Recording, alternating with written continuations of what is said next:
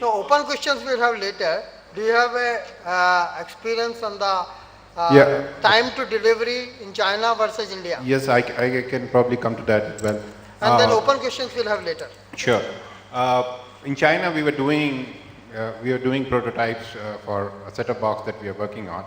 In China, we could do a set-top box in flat 5 days. I mean, once the schematics and all that are there, from that to the box, and the guy who had done is just sitting next to me. While in India, we have been struggling to do it in 2 to 3 weeks, a minimum, in which we are going for a very high-end or high priority queue in the lineup. So I feel that definitely the volume manufacturing, supply chain, working capital management, all of that becomes a big issue as far as doing things in India. Even at the prototype level, forget the volumes. Okay, thank you. We'll come back to basically this probably later. Now looking at going back to innovation little back is that different models of innovation. So if you see a couple of situations in India, you can innovate first and then they create the market, right?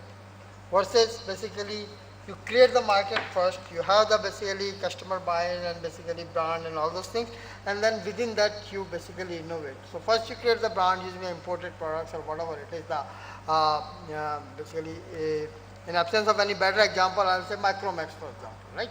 They have created brand, market, everything. Is it time for them to innovate, or should we go totally other way, that innovate without the market and go and find the market? So any opinions on both the sides, like if we have created a market and brand, how do we basically take advantage of that and convert into innovation? Or should we just not go into that model at all and go to directly innovation and be as controversial as you can be? Sure. Absolutely. See, if you, both are actually acceptable things. The thing is, some of the companies would kind of have some way of sustenance or some kind of a money funded in for which they can kind of hold on, and they would go in for certain disruptive technology which doesn't exist, so they create a new market. For a product which is already there, if they have to adapt it to a certain country specific, region specific, then it becomes an incremental innovation. So for that, there is already market which exists for which that has to be adapted. For a country for a company which is making some product for which the market doesn't exist, that is slightly more riskier than the first one. And so that is something that the people who are funding it has to take a call on whether the decision can be made in holding on to that money or spending that money. I think there are two stages at which you're entering, right? If you're entering a market which already exists and you want to go and innovate, then there is a very short time, which means you can only innovate at system level or software level, right? Because if you go down to do the basic R&D, if you design a chip, you may be off by 18 months to 24 months minimum. And in fact, we had such a situation where the whole cable set-top box market opened up in India, and which meaning it has already been told it will happen on this time. But given the experience, I think not many people really believed, including us. It is, and that was something that if you know it too late, it's too late for you to go and design a chip. And if you want to just play in the system space, then you're up against all the competition, in this case from China. So it's there's a very limited innovation that you can at that stage, especially at systems level. Of course, you can go and build smart systems, but you're up against most of the market is very price sensitive, and there is very less freedom you would have to do innovation. Whereas if you're doing a lot more time to market, then you can do more. That's what I would say. So the kind of product and systems that we have been building, and this is my third company, not my own company, but earlier I was in 2 other startup companies, and this is my own company. In all of them, we don't have a product which only if we spend 2 years, 3 years of R&D time, and conceive of some idea, get funding. It has been the traditional way of doing the startup. And there the market is not ready only when you have finished the product, got the first beta product out, which is after a lot of investment and lot of time spent. Then you get to see, test the waters and see whether this is going to work or not. You are creating market. In some You're sense. creating market and you are seeing it like for 3-4 years, like earlier when we were discussing that you are trying to see what can come up as a requirement 3-4 months, 3-4 years down the line. But innovation also now, if we take, I take Redbus as an example, Flipkart as an example, these are also innovative enterprises, and then the product is very different. So all these cloud-based service or internet-based service, But I'll just beg to differ. What is different in Flipkart compared to Amazon? no, I'm just saying that there you don't have to wait for this long. As soon as your offering is ready, even in a limited way, you can start offering it and you continue to grow your product, continue to add features and all. This model is a very agile model and it's very different than what we have been doing in all these years. And now I think if I have to do the next company, I will do this model and not this $60 million funding. I know it's very difficult. You are the master of entrepreneurship. So your viewpoint? So, you know, I fundamentally differ from what some of the other people are talking about over here, because in my mind, if you're saying that, you know, you're creating an innovation, okay, it essentially means that you more or less you have no market in the beginning. So for example, I mean, if you talked about something like what we have all seen, Pranav Mistry doing that MIT Media Labs, that Nicholas Negroponte Labs, which is talking about, you know, 6 Sense kind of stuff or something like that. He did something, incidentally, the first initial products of 6 Sense were developed in the year 2000. It was only in 2009 when they actually took it on that TED Talk, and then suddenly, you know, it went viral. There are companies like Leap Motion, it spawned literally revolutions in products like this. For example, the Kinect almost came out of you know, taking a look at what is the kind of stuff that happened in that particular lab.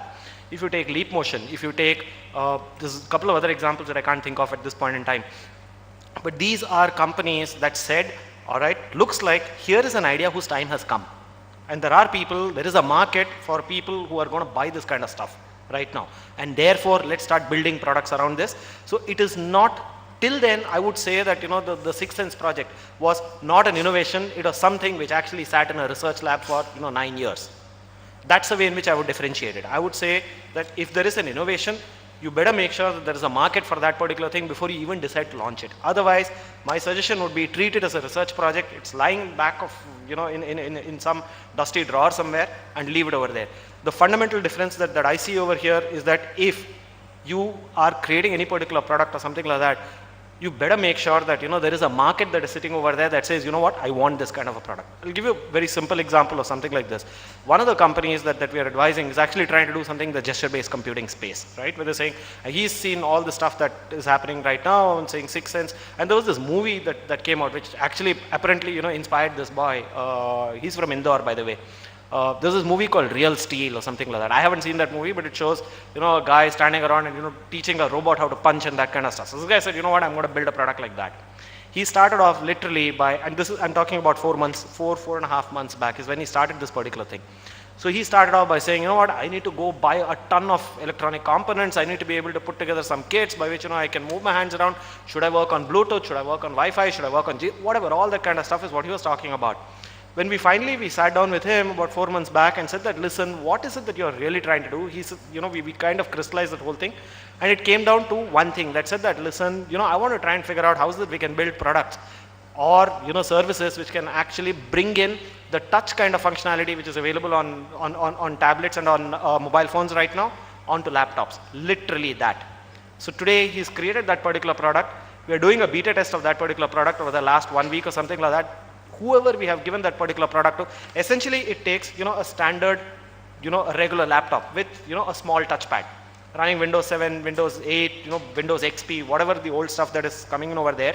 And using the trackpad, you can actually create, you know, gesture-based methods by which you can go ahead and open up a YouTube link, or you can open up something like, I don't know if you guys have seen Google Gestures, which is available on Android right now. Imagine taking that kind of functionality, taking it one step beyond from the operating system level right down to the application level. You know, you're able to send mail by doing a right swipe of your finger. You're able to receive mail by doing a left swipe of of the same finger. We've done the beta, but before we did that particular beta, one of the things that we did was we went and spoke to one of the largest electronics manufacturing companies in the world. I mean, chip manufacturing company in the world. And we said, if we create a product like this, would you be interested? And they said yes. And therefore, we are now building that particular product so that then it can be packaged along with that particular company's products and be sold. That's where we started from. So in my mind, I'm saying that that innovation which he had in his mind, which is, building that real steel robot kind of a thing, has now stayed there. But now he's building a product for a market which really exists, and a customer who's now breathing down his neck. They've not paid him any money yet, but a customer or a prospective customer who's breathing down his neck saying that, listen, show me this product, I want to see this thing move. That's where I think we should start from. Okay. Thank you, Guhesh. I think we have about 20 minutes left in this session, so we'll open the floor for questions from the audience. Unless panelists want to make any specific comments before we open the floor. Okay. So, please grill us. Lady in the back.